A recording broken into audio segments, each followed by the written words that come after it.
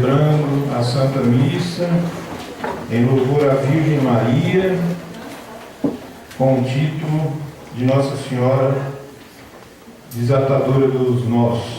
Hoje também, dia do nascituro, o bebezinho que ainda está no santuário materno, desde o primeiro momento até o momento que ele sai da mãe, né? Desde a primeira relação de amor do pai e da mãe, o espermatozoide sai correndo, nenhum deles chega ao fecundo óvulo e começa então, a mulher está grávida. E hoje, com a banalização do sexo, né? E se fala muito do ser humano como objeto de prazer, muitas jovens ficam grávidas sem amar, o sexo por diversão. E a partir daí começa a entrar o satanismo. A igreja, desde o seu princípio,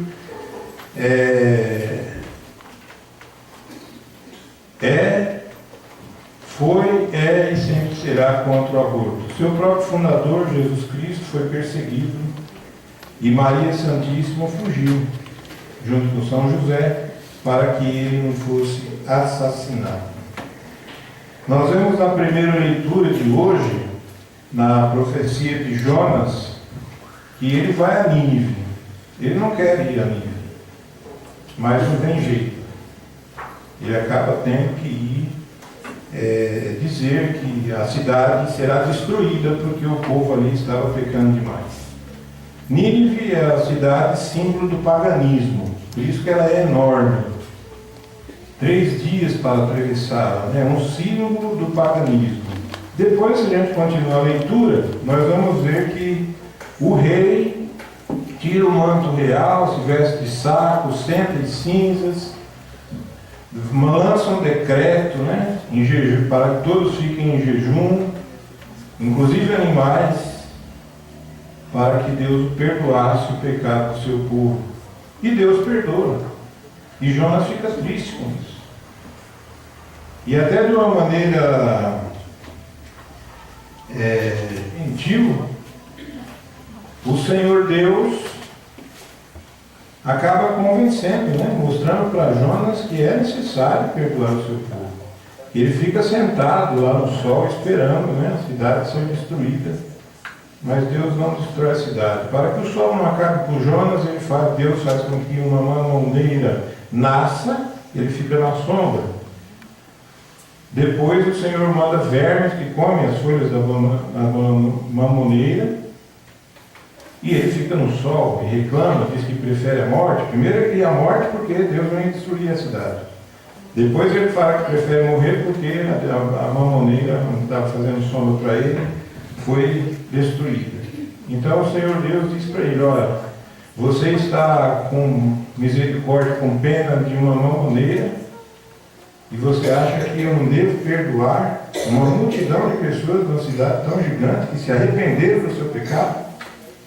E a partir daí, de uma maneira bastante gentil, Deus nos convence que nós devemos perdoar. A igreja dispensa o perdão, a misericórdia e o amor. Quando a igreja fala de excomunhão, excomungado significa estar fora dos muros da igreja. Agora, quando uma pessoa se arrepende do seu pecado, que é o caso do aborto, que não é culpa somente da mulher, é culpa de todo um conjunto de uma sociedade neopagã, nova pagã, que anuncia o massacre dos inocentes como saúde pública. Isto é abominável, é satânico, é triste saber que existe por trás empresas interessadas em trabalhar com os fetos para fazer cosméticos e outros interesses particulares para ganhar dinheiro com o massacre dos inocentes. Médicos e donos de clínicas, né? Isso foi revelado claramente no Brasil, quando só não está liberado totalmente o aborto no Brasil por causa da igreja. A igreja se organizou e não permitiu. Mas a luta continua. Eles estão sempre tentando fazer com que libere o aborto. Uma coisa é certa: quem dá a última palavra é a vida e não a morte. Por mais que pareça que Satanás vence, ele não vence, porque Jesus já o venceu. Satanás pensou que quando mataram Jesus, ele tinha vencido. Só que Jesus ressuscitou. O Pai o tirou da morte. Assim também nós devemos acreditar cada vez mais no poder da vida. Agora, não somente com palavras belas, mas lutando e defendendo a vida, desde o seu início até o final. Desde o bebezinho na barriga da mãe, até o velhinho, numa cama em casa ou em hospital. Seja cercado de carinho.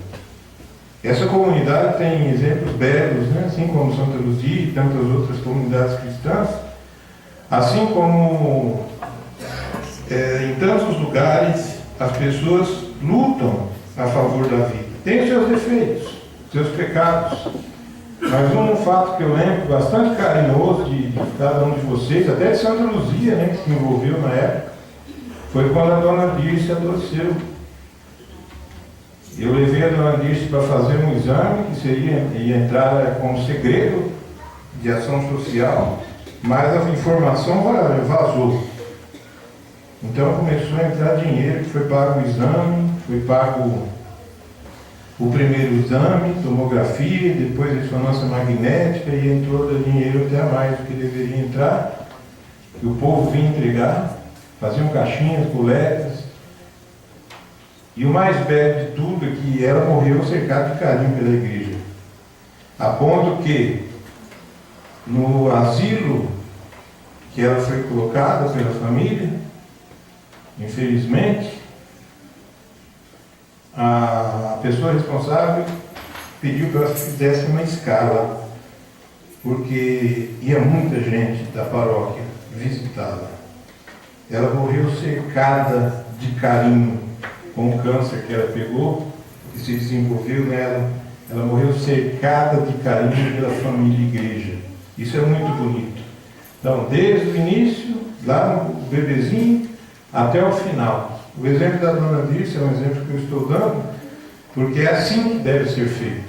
Assim como a minha mãe foi cuidada, talvez vocês não saibam, mas também por vocês, né? Porque ela morou nessa paróquia desde quando eu cheguei até o momento da morte.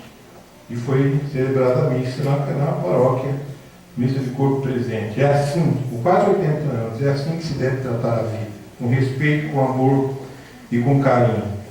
No Evangelho de hoje, nós vemos que para entender tudo isso é necessário escutar a palavra de Deus. Jesus entra num povoado, ele era amigo dessa família, e uma certa mulher de nome Marta recebeu em sua casa. Já começa, Lucas está escrevendo no final do primeiro século, ele já começa fazendo uma forte teologia em favor da mulher. Jesus começa a quebrar paradigmas. Não era conveniente que uma pessoa de respeito, e se fala de um mestre ainda, como Jesus, aceitasse a hospitalidade de uma mulher. Os rabinos diziam que era melhor queimar a palavra do que colocá-la na mão de uma mulher. E se elas fossem na sinagoga, era para ficar do lado de fora e caladas, não pronunciar a palavra de maneira alguma. E Jesus começa, aqui o texto começa dizendo que Jesus começa a quebrar essa discriminação. Ele aceita a hospitalidade de Marta, que o recebe em sua casa. Ele não liga para que os radicais, os rabinos radicais da época dele, isso é uma novidade que ele faz, critiquem ele. Ele era amigo de pecadores. Ele aceitava jantar na casa de qualquer pessoa que o convidasse, fosse judeu ou pagão. E ele começa a fazer a novidade acontecer, aceitando a hospitalidade na casa de Marta. Sua irmã, chamada Maria, sentou-se aos pés do Senhor e escutava a sua palavra. Marta, porém, estava ocupada com muitos afazeres. Ela aproximou-se e disse: Senhor, não te importas que minha irmã me deixe sozinho com todo o serviço? Manda que ela me venha ajudar. O Senhor, porém, lhe respondeu: Marta, Marta, tu te preocupas e andas agitada por muitas coisas, porém uma só coisa é necessária. Maria escolheu a melhor parte e esta não lhe será tirada. Se a gente olhar o texto a grosso modo, não degustarmos, nós não entendemos. A impressão é que Jesus está dizendo que aquela que está trabalhando está errada. E a outra, preguiçosa, ele está elogiando. Alguns pregadores vão dizer que não, porque os monges e as freiras, que estão presos em conventos, escolheram a melhor parte. Reza, reza e reza. E os padres diocesanos e frades que trabalham pelo mundo escolheram a parte menor. E o povo ainda menor ainda. Mas esse não é o foco de Jesus. Os monges e as monjas estão nos conventos, na clausura, em alguns casos, no Carmelo, por exemplo, as carmelitas, né?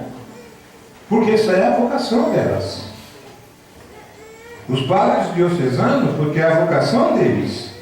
Os frades, sejam franciscanos, como o padre Pio, na ordem dos capuchinhos, é a vocação. O frade menor, o frade conventual franciscano, é a vocação, é a escolha.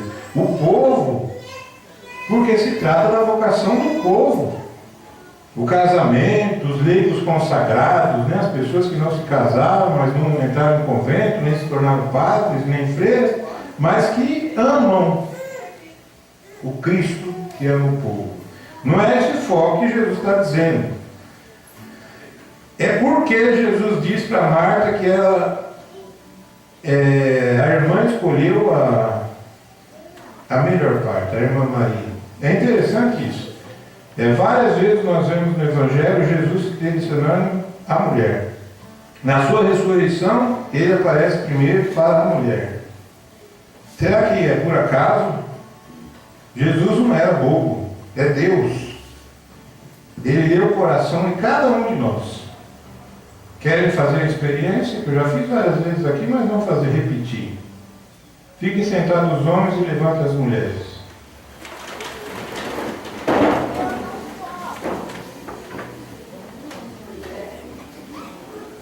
Eu vou ficar em pé porque eu não tenho banco. Tá, mas eu sou homem. Agora sente.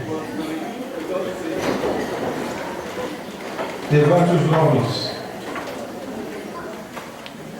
Se fosse depender dele, a missa seria com essas pessoas aqui. Eu e mais esse grupinho de gato pingado. É por isso. Adeus, fulanos. Vai no boteco. Tá lá. Está assistindo novela, está assistindo jogo, está assistindo... pode sentar, gente. Jesus, ele percebe que a mulher tem um gosto pela espiritualidade por Deus. A mulher, ela contribui de maneira bastante forte com a criação. É por causa delas que nós estamos aqui. Se minha mãe tivesse um dia dito 9 filhos, pobre, no sentido financeiro, mas de amor não. Porque comida, pelo menos na minha casa, na minha geração, não faltou, porque tinha muito pato, galinha, então, comia fubá com galinha, hoje é comida de rico. Frango com polenta, mas o frango que a gente comia era melhor do que era caipira. Se ela tivesse dito não, eu não estaria aqui. Ela disse sim à vida. Hoje ela está com Deus. E eu tenho a graça de estar no meio de um povo o amando de maneira bastante profunda e sincera. Assim como cada um de vocês. Então Jesus, ele começa a trazer para si as mulheres, convidando-as para ser discípulas, como nós vemos no Evangelho de hoje. O texto diz que sua irmã, chamada Maria, sentou-se aos pés do Senhor e escutava a sua palavra. Isso é muito interessante, porque era proibido sentar aos pés do Senhor, significa que o Senhor era o mestre, e era proibido qualquer rabino que o rabino é como padre na igreja católica, né? Ou bispo.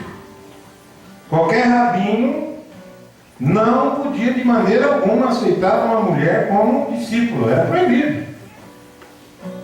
Se a gente pegar Atos dos Apóstolos 22, capítulo 22, logo no início, lá no versículo, começando do versículo 1 até o 3, nós vamos ver Paulo falando. Eu estive sentado aos pés de Gamaliel, a Bíblia de Jerusalém, que vem mais próximo da original. Eu estive sentado aos pés de Gamaliel. Foi um dos mestres mais famosos na época de Jesus. Paulo está falando que ele fala com segurança, que ele estudou a questão. E quando diz aqui no texto, quando Lucas escreve que Maria estava sentada aos pés do Senhor, ele está dizendo que Jesus aceitou Maria como discípula. O que era proibido, que Jesus de novo quebra outro paradigma. Ele aceita a mulher como discípula. O que ele está falando quando Marta vem reclamar? Que ele fala: Marta, Marta, tu te preocupas e anda agitada por muitas coisas. Ele não acredita que Marta está trabalhando. Provavelmente fazendo ali preparando um copo de vinho, que fazia parte da cultura, ou um prato de carne saboroso para servir aos hóspedes. Mas o que ele está dizendo? Primeiro, se nós trabalharmos sem oração, a vida da gente se torna corriqueira. Como qualquer trabalho que a gente cansa e deixa para lá. O que Jesus está falando, escolher a melhor parte significa se alimentar da palavra de Deus. A igreja, ela não é uma filantropia. A igreja, ela trabalha por amor profundo pelo outro. A igreja tem como base central a pessoa de seu fundador, Jesus Cristo, vivo, morto e ressuscitado, que habita no nosso meio. É isso que ele está dizendo, né? Por isso ele escolheu a melhor parte. Quem escolhe a melhor parte tem a capacidade de perdoar. Por isso a igreja convida todas as mulheres do mundo, a toda a sociedade, como diz o texto que foi lido hoje, à conversão, ao arrependimento. Seja amigos, seja médicos, seja juízes, seja quem for, que ajuda a cometer a prática do amor, incentiva a prática do amor. A igreja oferece o perdão e chama, óbvio, em primeiro lugar, a conversão. E a conversão só se dá com a escuta da palavra, sentando-se aos pés do Senhor. Que nós possamos ser pessoas na vida que escolham de verdade a melhor parte. Hoje nós adoramos o Santíssimo Sacramento, estamos aqui começando a Luzia, desde as 8 da manhã até quase agora. E daqui a pouco nos alimentaremos do Santíssimo. Ele descerá pela nossa garganta e nos fortificará para o caminho da vida. Que Deus nos ajude. Louvado seja nosso Senhor Jesus Cristo.